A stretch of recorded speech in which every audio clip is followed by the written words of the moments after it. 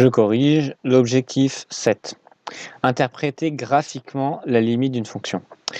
Bon, je ne vais pas aller dans le détail de la correction ici, parce que en fait tout ça, c'est la même chose que ce qu'on a dans l'objectif 4, puisqu'il y a une indétermination qu'on va lever par factorisation, et puis qu'il y a une histoire de racine carrée dedans.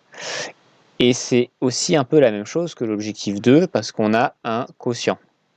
Donc quelque chose sur quelque chose. Donc je vais pas rentrer dans le détail de ça.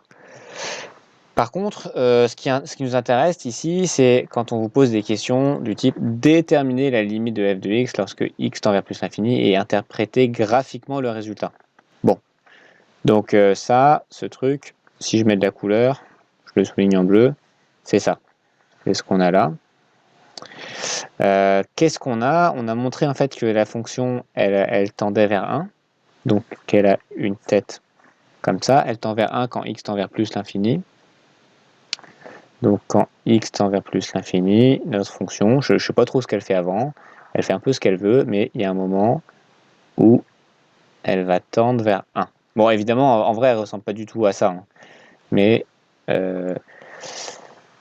si je mets la valeur 1 ici, donc ici j'ai une ligne qui est à une hauteur de 1, elle va tendre vers 1, et donc on dira que la droite d'équation y égale 1 est asymptote horizontale à la courbe représentative de la fonction f.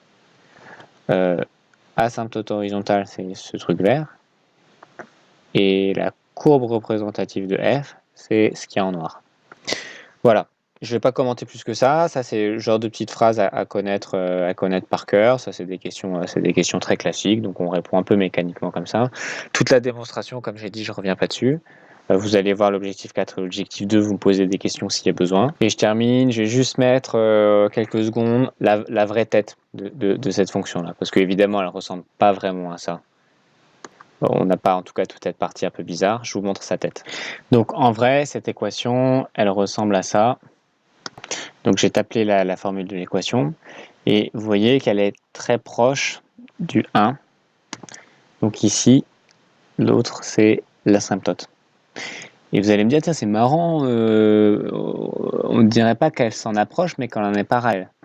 En fait, si on regarde très très loin à droite, on va voir que petit à petit, elle va s'en approcher.